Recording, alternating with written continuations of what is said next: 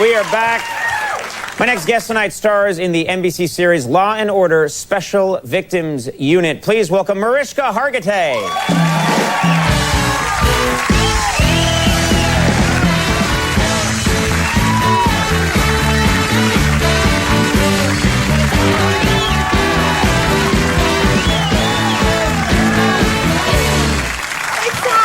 Warmed up here, I see. Oh, yeah. I bet Matt Dillon got you all hot and bothered, didn't he?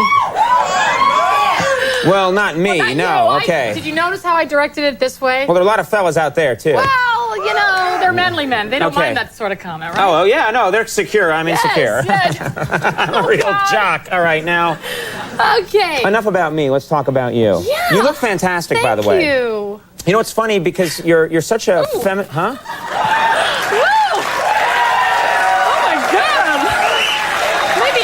Too much time with Matt Dillon. You did that on what'd you say? purpose. Sorry. You were like, release boob now, twang. Back boob, back. Yes, master. They are so... Well, they're so what? Well, they've got a mind of their own. They just like to roam sometimes. Never heard a woman talk about her breasts, just liking to roam and get out once in a while. Because on my show, my cameraman, George, I always ask him, like, where, you know, is it a full body shot or is it close up? And he always goes, he says everything, if it's above the girls, with the girls are in or the girls are out. He calls them the girls, yeah. Well, one of your girls went fishing for a minute. He says where it would... That's fine. It's all good TV. Tonight's episode will be seen on Cinemax. Very special episode of Late Night. Okay, I talk too much about the girls. I don't have a problem with it. You know, this brings up a good point, though, because you're an extremely feminine, sexy woman, yet on your show you play a tough, hard character. I'm out there busting perps, Conan. Yeah, perps. Yeah! What the hell's a perp? Oh, right, perpetrator, okay. I didn't know what that meant. I thought that was slang for, you know, poppin' bennies. Now, listen, I don't know what you crazy people are up to, but I'm just curious, do people ever, like, get confused in person because you play such a tough character on TV, but in person you're so feminine? And... No one recognizes me. I get this across the board. In real life, people are all constantly telling me, I look familiar, I look like that girl, do you know who you look like? A week ago, I'm walking down, I think it was 7th Avenue. I'm with my boyfriend. He's got his arm, you know, right here in that good place that girls like, a little above the hip. Right. And, is that where they like it? Yeah.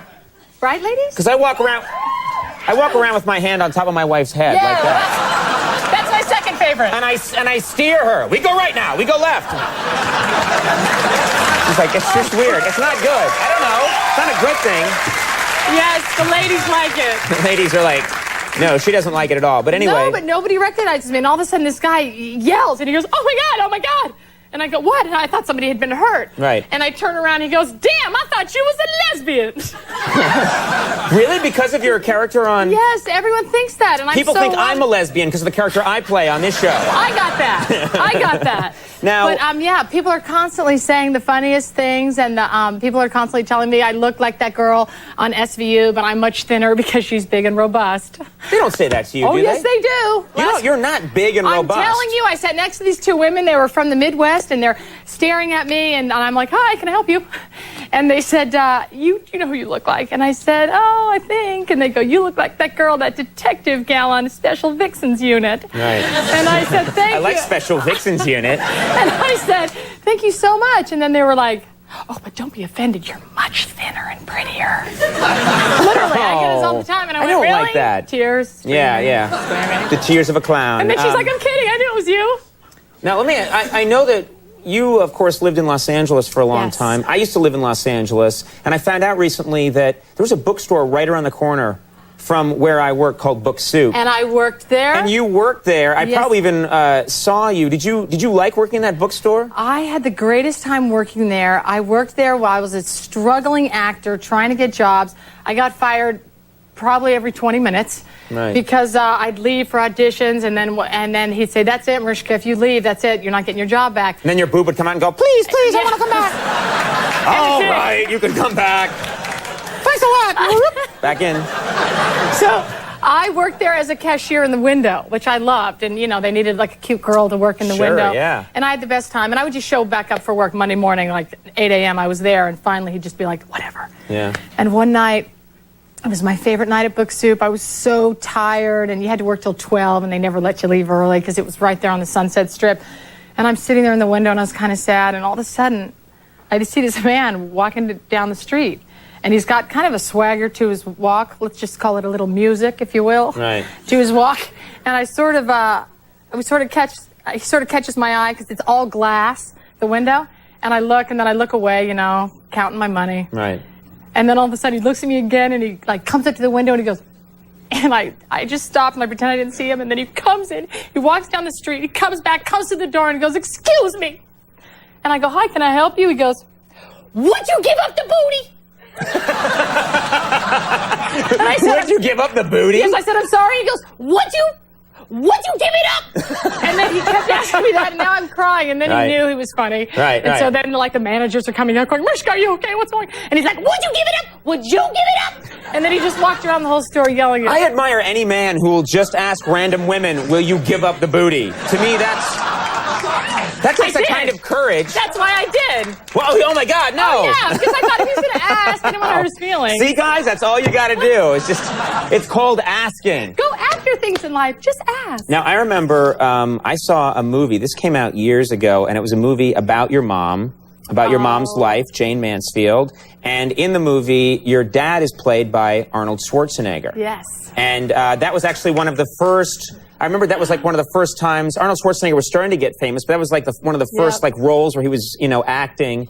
And I like to take responsibility for his career. Right, you got him started. I feel Exactly. like I did. When that film was being made, I'm sure you were part of the process. Did you get to meet Arnold Schwarzenegger? I did. It was very, very exciting. I think I was 13 years old and couldn't have been more awkward. I remember the night, you know, my parents told me he's coming over for dinner, and he had just Pumping Iron? Had just come out, and it was, you know, he was the new thing, and I was like, had horrible, really long, greasy, brown hair, big, huge braces. I was so awkward, like knock-kneed and tall and weird. And, you know, the doorbell rang, and the movie 10 had just come out. And so Bo Derek was all the rage. And anyway, I was nervous, and they're like, Mariska, do you want to get the door? So I said, yeah. Go to the door, open the door. I couldn't have been uglier. And Arnold's there going, 10? You're an 11. Oh. That was nice of him. So sweet.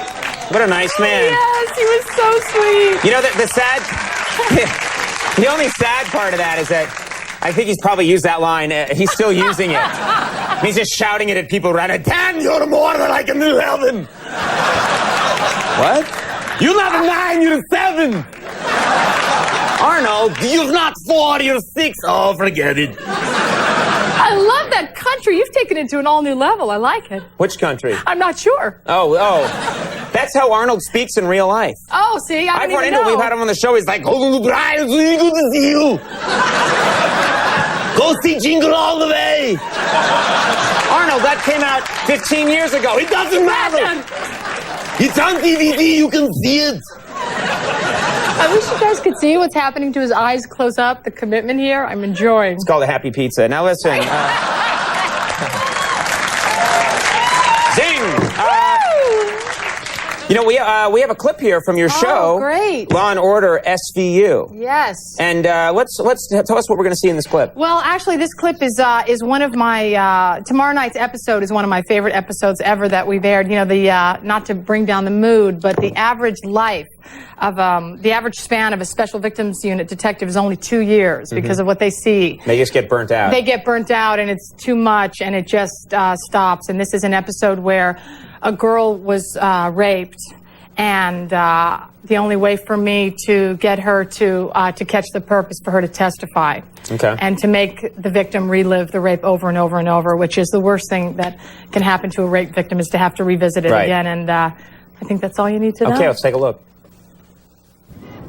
You kill yourself to make something happen, or you do nothing, and it doesn't matter. There's always another child molester. There's always another rapist. And it's like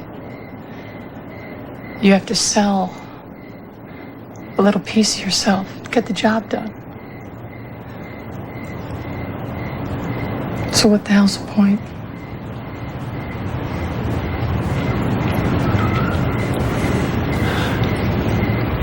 I don't know. Maybe there isn't a point.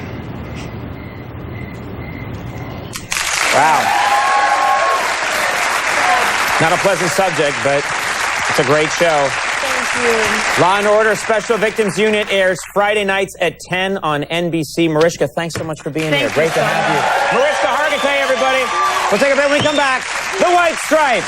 Come on. That was great.